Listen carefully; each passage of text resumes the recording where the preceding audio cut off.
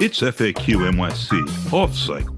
We're the New Yorkers podcast from the newsroom by and for New Yorkers. The city steps back to take different and deeper dives into just some of the things that are always happening here in the only place in the world. I'm Harry Siegel, an editor at the city and a co-host of this pod. Also, a lifelong New Yorker, Brooklynite, and bookstore nut. You got to be a little nuts to open a bookstore in Brooklyn these days.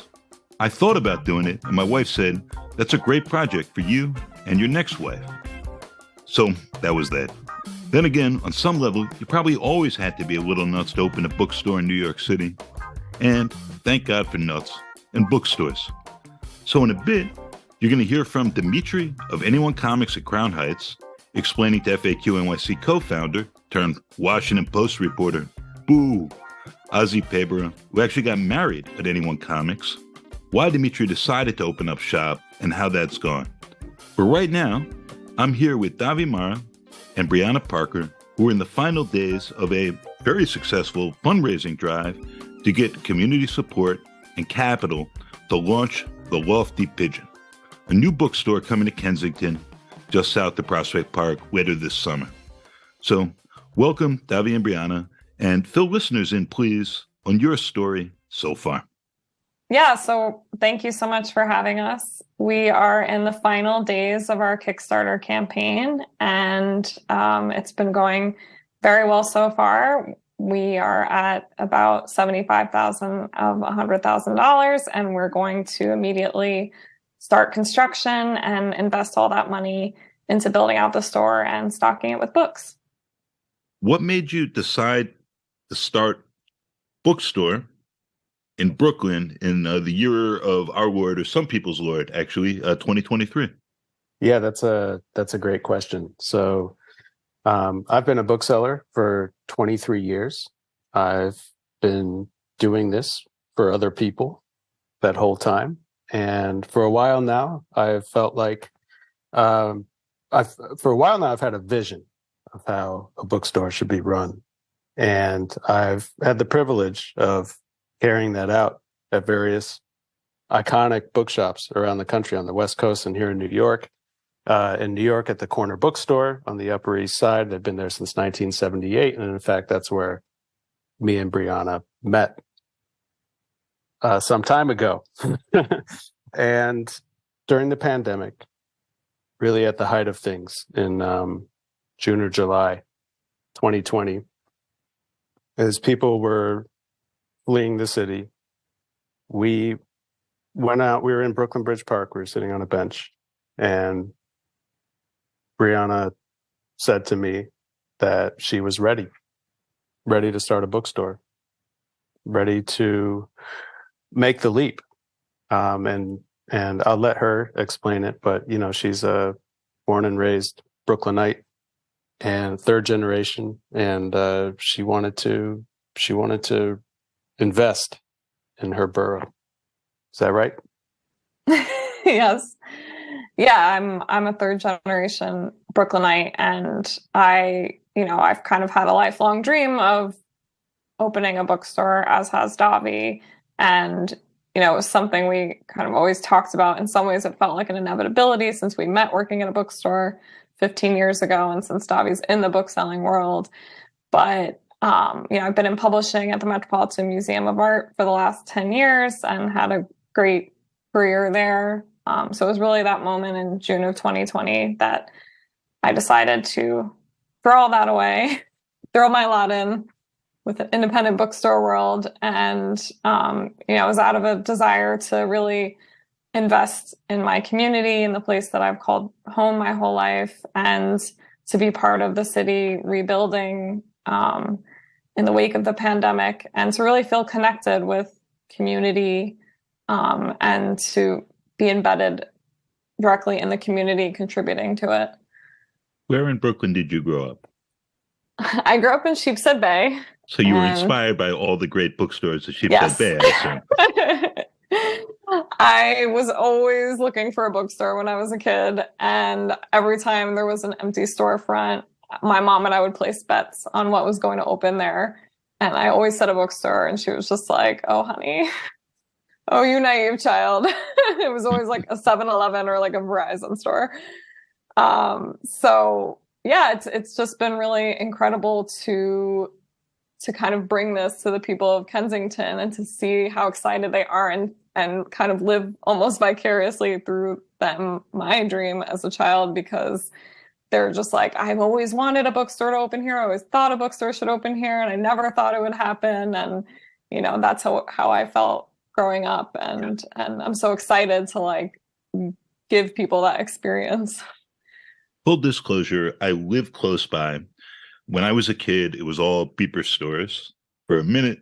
Now it's all weed stores.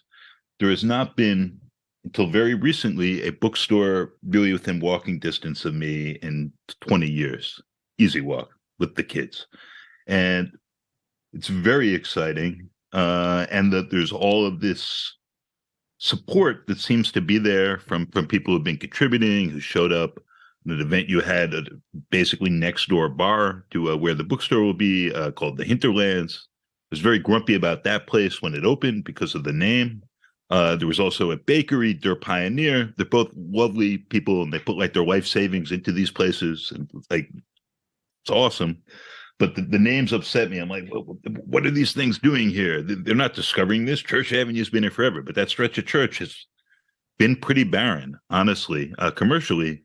And so having bars and restaurants, and wine shop that people go to, and now a bookstore is very exciting, and you can sort of feel some of that building. My big hope for post-pandemic New York was that there would be a little less office real estate. It looks like there might be a lot less, and that there might be new opportunities for people to get into storefronts, do interesting things with their lives, and not feel like they need to squeeze every last marginal dollar because, how else are you even going to survive here? But Davi, I got to ask you a question just between you, me, and anyone unlucky enough to be listening.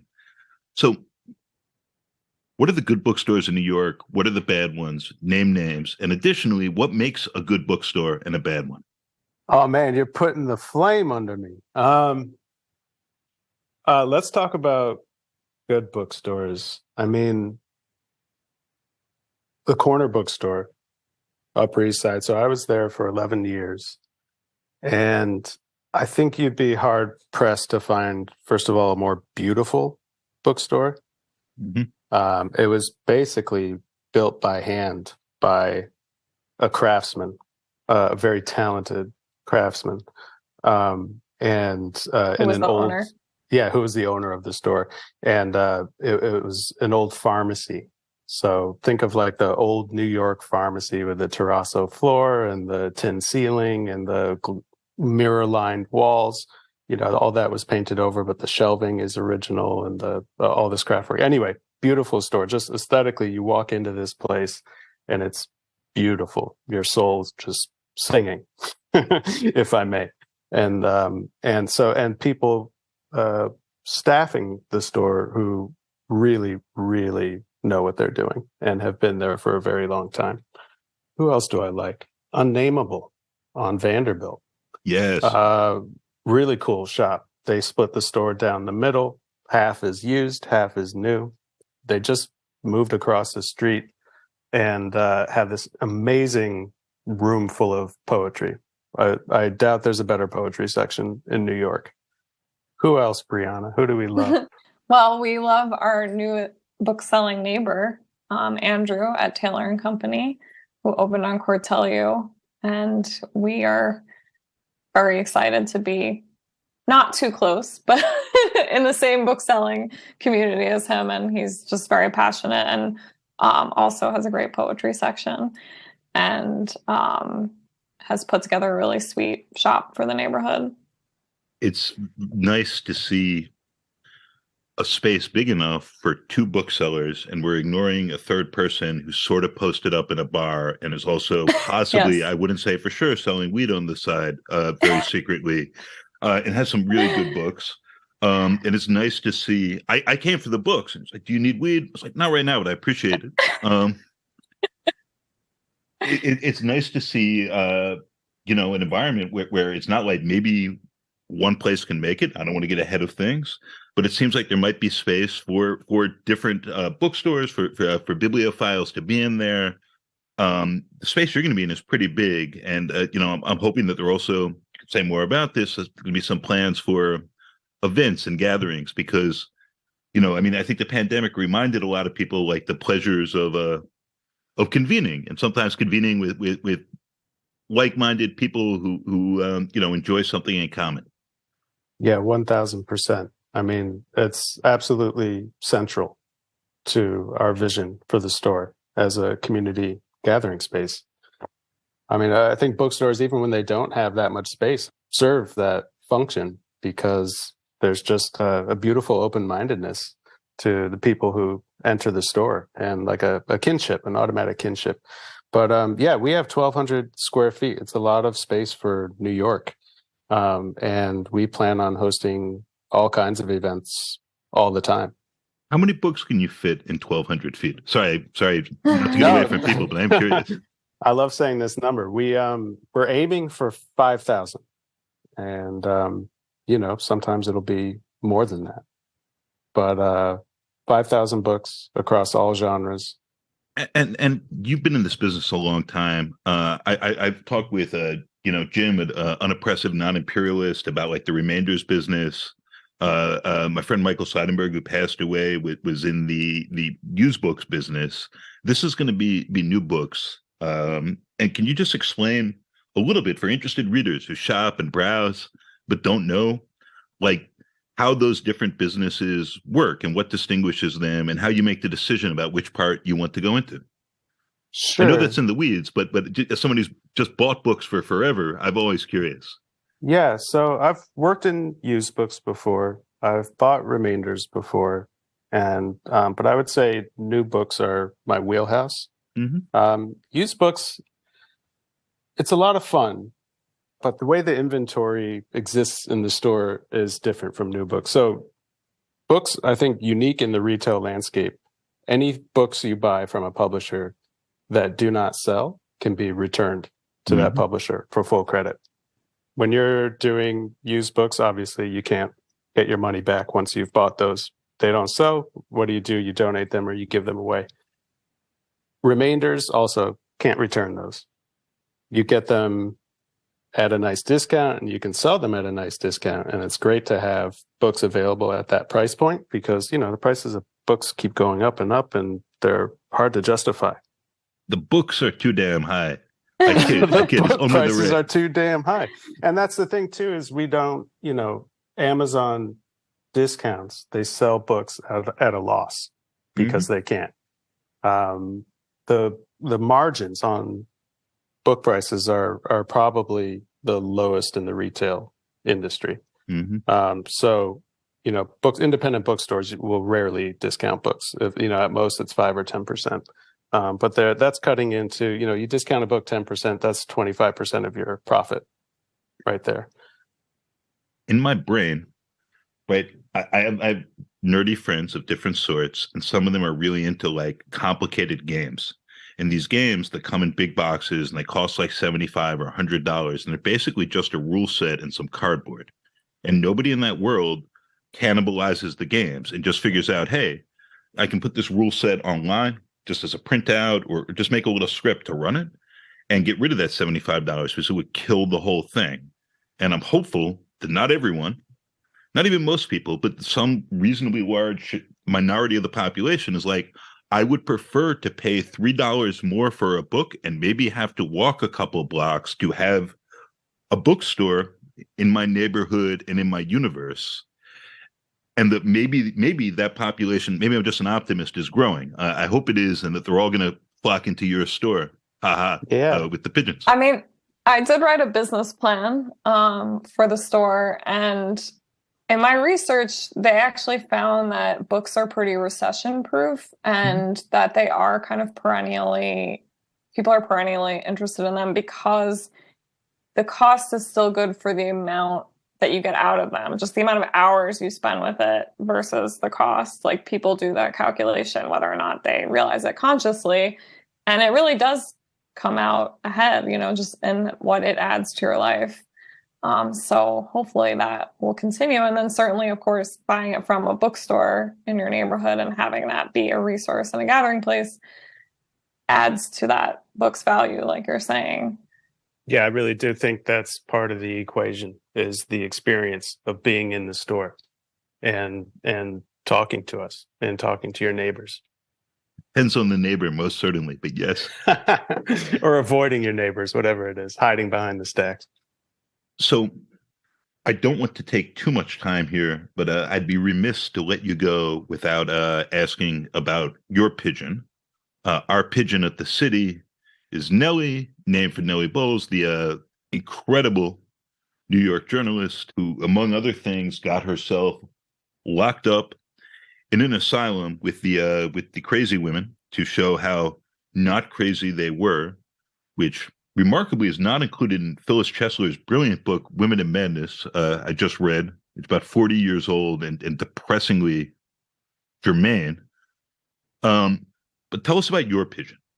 Sure. Our pigeon was designed and drawn by our friend Julia, and her name is Jenny, and it's named after a special person in our life, Jenny, who was kind of instrumental in helping us get the store started. And that Jenny is very embarrassed that our pigeon is named Jenny. But we call her Jenny from the flock, and she will be with us forever. And Briana, you've been in publishing, right? And you work for other people. I work for other people. I sort of like working for other people. I don't want to deal with all the business shit, that's the term.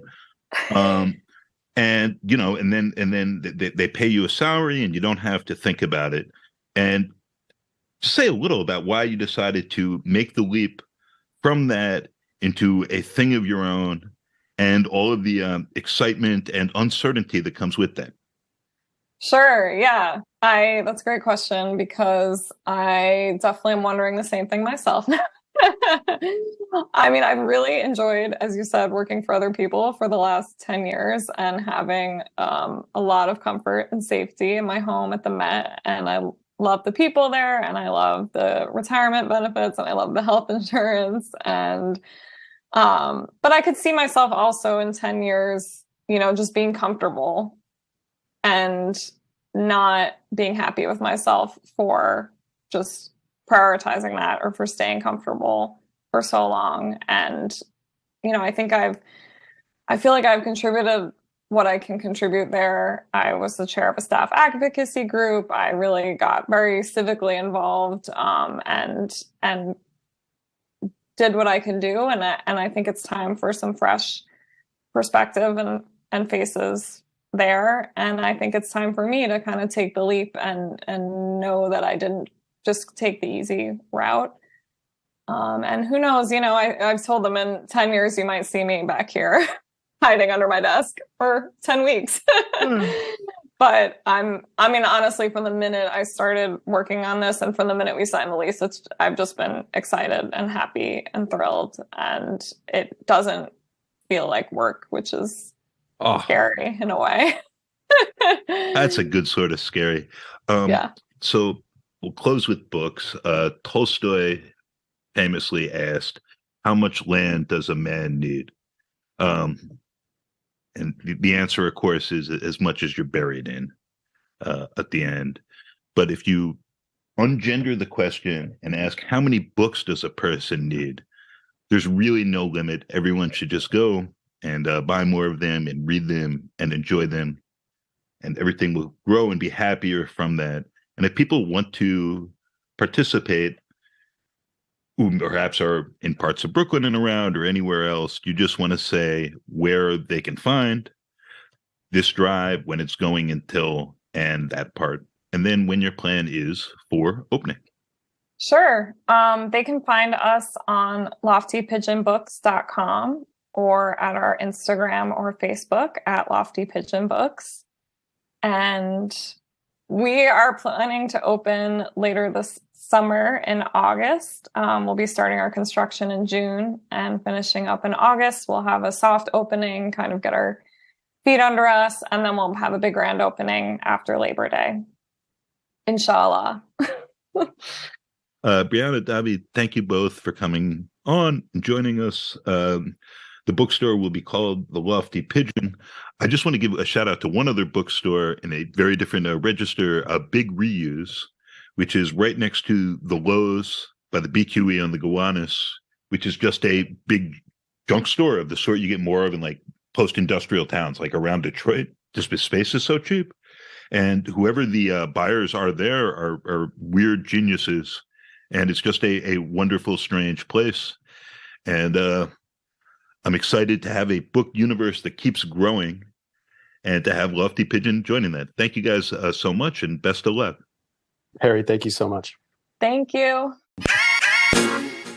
And with that, picture in words about books, let's go to a conversation about pictures and words in books with Azi Paybarah talking to Dimitrios Fragiskatos of NYC Comics. Let's jump right in. So what if we start off with you just sort of introducing yourself, your store, and where it's located, and then I will just start annoyingly pepper you with a couple of questions. Okay. I'm Dimitrios Fragiskatos, owner of NYC Comics, of which this is a small fraction of the store. And we are in Crown Heights, Brooklyn, at the center of Brooklyn.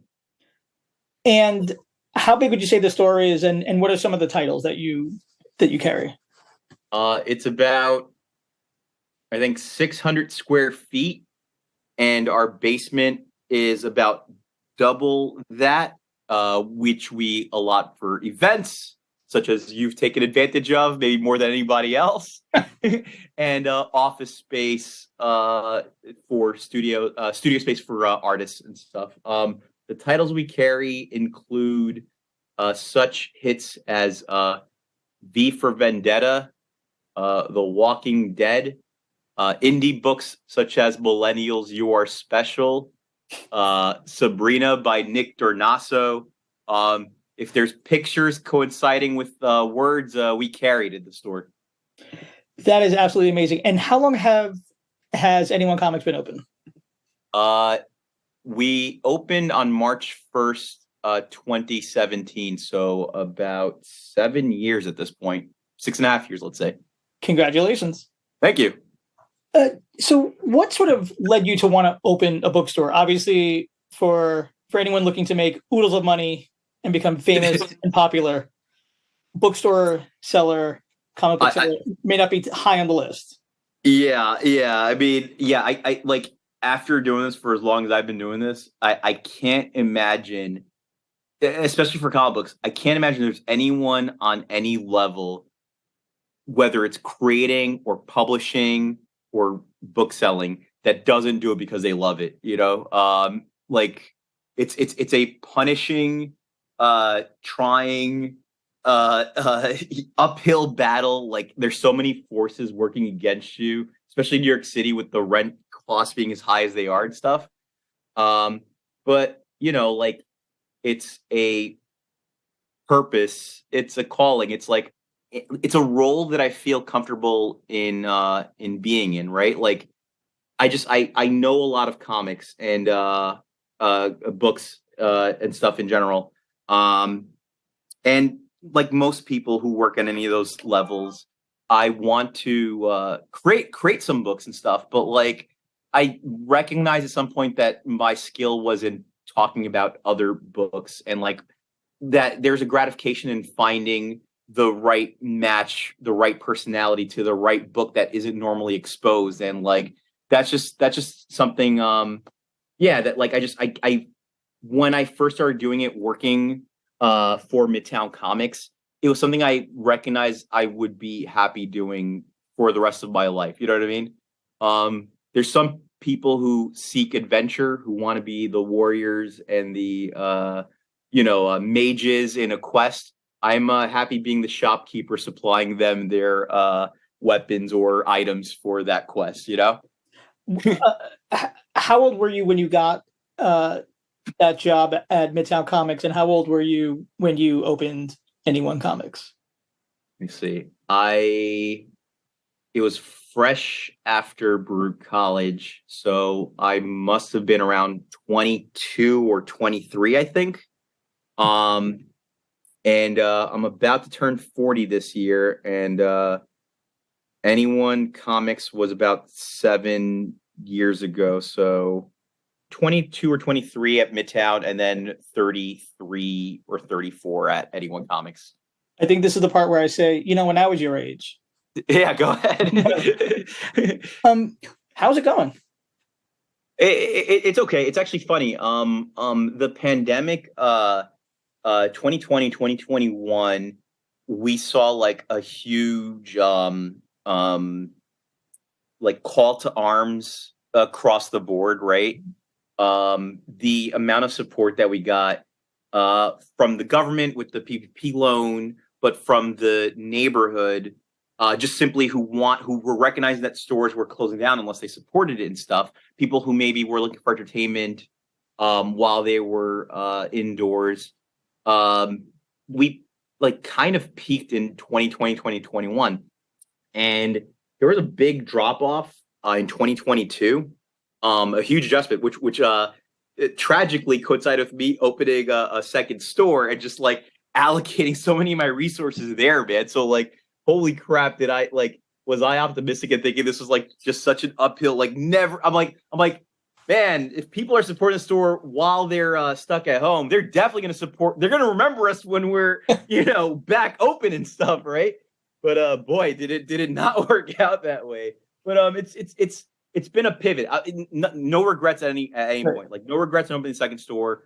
No, like I'm not blaming anybody. I'm not holding anything against anybody. I mean, maybe a little bit of like the ridiculous costs rent in New York City and stuff once again.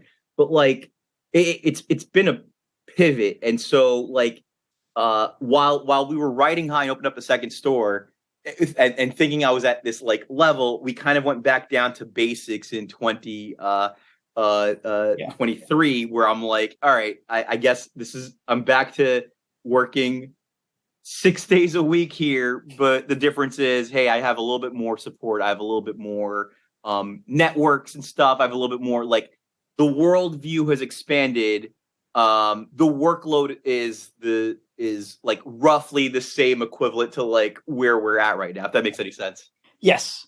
I have 2 more questions for you, and then I want to do a quick lightning round to show off your encyclopedic knowledge of comics that I tell everyone that you have, that I think they just need to hear to believe.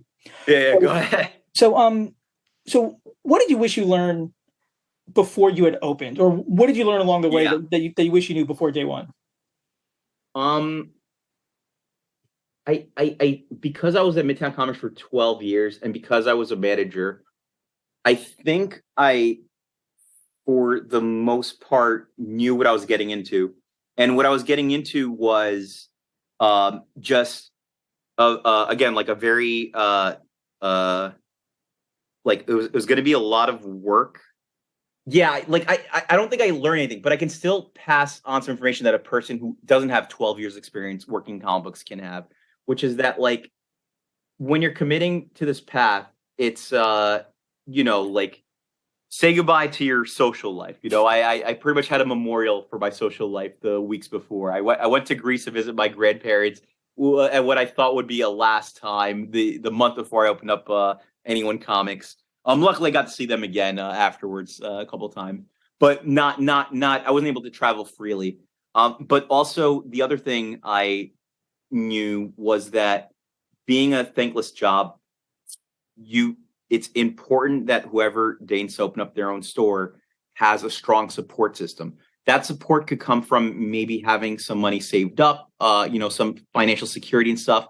But for me, it came from the people around me. Like, you need to buttress your life to like go down this path. There's so many forces working against you. Like, I knew Amazon was, of course, and just online shopping in general was a big thing working against stores, right? But I also knew that when a person is shopping at your store, they know about the stuff too. No one's living under a rock, right? So they're actually making a choice so to me, those customers are stronger than the customers that you would have had prior to Amazon. Those are people you can rely on more strongly.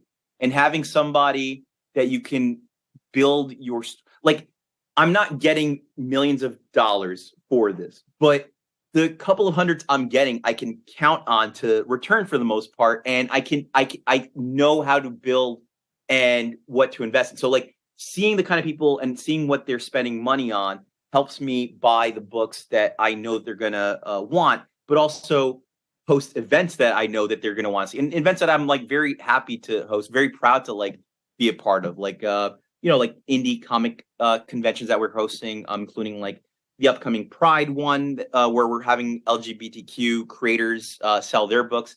Like, yeah, like just make sure you have support behind you, and just be ready to do this. Like love books so much that you may never enjoy books again, but you're going to pass on that love to other people. And that in itself is gratification.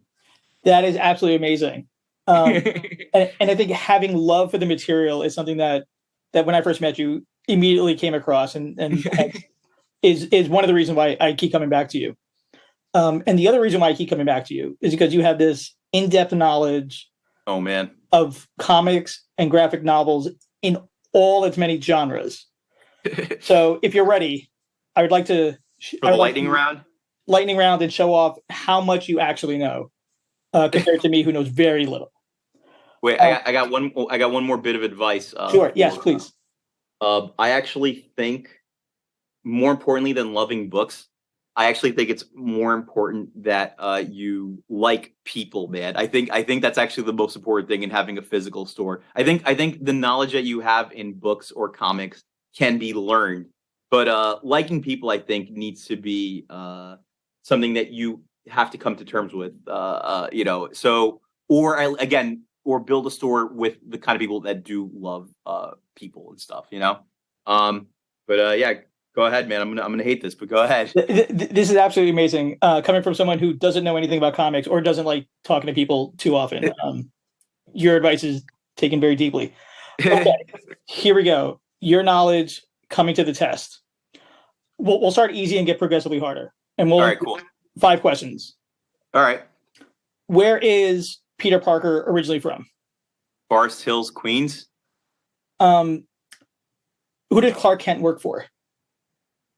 Perry White, the Daily Planet, or are you referring to the Daily Star prior to that in the Golden Age, or are you referring to when he was in the Smallville newspaper for his local high school, or I'm not sure of Clark Kent's resume. Those all sound correct to me. Okay.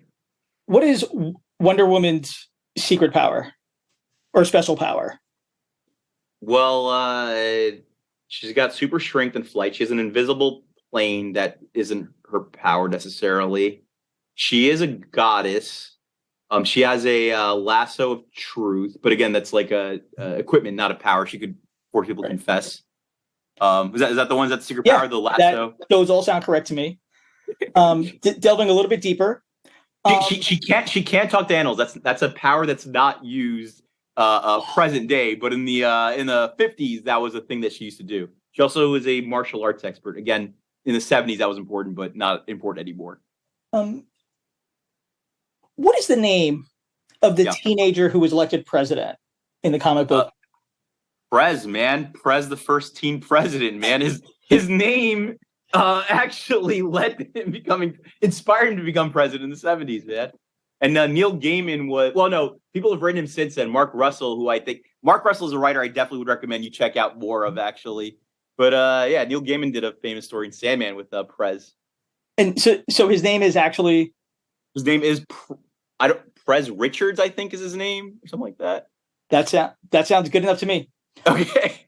And can you name, and the last question, can you name any comics or graphic novels or stories that come from the country of Belgium? Oh Lord. Wait, where do the hard questions come in? But Tintin, Adventure of Tintin is a Belgium comic. Honestly, I don't know past. I'm sure I could think of something if I thought hard. I do mix up French names and Belgium names, but Tintin, of course, that's the most famous one. Asterix, the Smurfs. Oh, sure. Bavarian. Well, I thought they were French, to be perfectly honest, so I needed to do a little bit more. We're gonna count them as Belgium, the country Okay, cool. where my wife is from. Very likely. But by the way, I read that the first zombie virus concept came from the Smurfs, as a matter of fact, in a story called The Purple Smurf. Prior to The Purple Smurf, the idea of a zombie was simply a resurrected dead body, right? No, but the concept of biting somebody and infecting with the virus, that was in the Purple Smurf story, where a purple Smurf bites other Smurfs and they then start to convert into biting purple Smurfs. I can't wait to read that. And since you are based in Brooklyn, and this is the FAQ NYC podcast based in New York, can you name some of the graphic novels or characters who are based in New York? Oh, yeah, totally. How many do you want? Like 20, 30? Let's just do 10. How about that? Okay. I'm not going to count Marvel. So much of Marvel Comics is based in New York and stuff. Sure. So I'm going to omit Marvel. But from local comics, we have Tales of the Night Watchman, about a Williamsburg-based barista who investigates supernatural phenomenon. We have Post New York, which is a post-apocalyptic New York story. We have Julia Wirtz did Tenements, Towers, and Trash, which is a love letter to New York City for sure. I don't know, some people may not count as a graphic novel, but she's done graphic novels, so I would group it together. Let me think of DC comics that are based out of New York. Nightwing had a long bout in New York in 2007. He played a cop and stuff. He was a cop. I'm also trying to navigate away from some problematic comics that are based out of New York. Sure. Hold on. Who else is a New Yorker? Well, again, millennials, you are special. I'm gonna cheat and look Sure. on my spinner rack over here. Oh, the Red Hook is based out of New York. It's about a superhero who's of course based out of the. That's 6 so far. Okay. Geez, I really don't want to go into the Marvel well, man. That's just All right, let me. Okay, so. All right, I'll just go to Marvel well just because you have so little time. Spider-Man's based out of New York. Doctor Strange is based out of Bleecker Street. Luke Cage is based out of Harlem. He's currently the mayor of New York in the status quo of Marvel. Daredevil is based out of Hell's Kitchen, which is not nearly as awful as they depict it in the comics. Punisher is mostly based out of Queens after his family's murder in Central Park. The Fantastic Four, the Thing is from Delancey Street, which is called Yancey Street. Captain America's from the Lower East Side, and the movie's from Brooklyn, but he's from the Lower East Side in my mind. We have Alias is based out of New York, starring Jessica Jones. We have Storm was born in Harlem and grew up in Cairo and Kenya, and we have Miss Marvel's from New Jersey. The X-Men are from Westchester. That is amazing. You have exceeded all expectations. Dimitri, thank you so very much for opening up your store, for opening up your brain and your heart and your time to anyone who's interested in exploring comics, reading comics, or just looking for a way to learn more about the world around them. Well, thank you, Azi. Thank you for this interview. FAQ. This has been FAQ NYC. We're part of The City, a nonprofit, nonpartisan newsroom dedicated to hard-hitting reporting that serves the people of New York. Our work is freely available to everyone but thecity.nyc, and it's supported by listeners and readers like you. Go to thecity.nyc/give if you'd like to pitch in. We're an affiliate of NYU's McSilver Institute for Poverty, Policy, and Research, and we're a proud member of the Brickhouse Cooperative of Independent Journalists, Critics, and Artists. Find it all at popula.com. Our hosts this week were Azi Paybarah and me, Harry Siegel. I'm also the Pod's executive producer. Our engineer is the inimitable Adam Camara. And special thank you to our guests, Davi Marra and Briana Barker of Lofty Pigeon Books, coming soon to Church Avenue, and whose Kickstarter is in effect through the Tuesday after Memorial Day, if you'd like to pitch in, and to Dimitrios Fragiskatos of Anyone Comics in Crown Heights, as well as Everyone Comics in Long Island City. And, as ever, thank you, listener, for joining us and making it this far. Be kind, be cool, and we'll be back soon with more.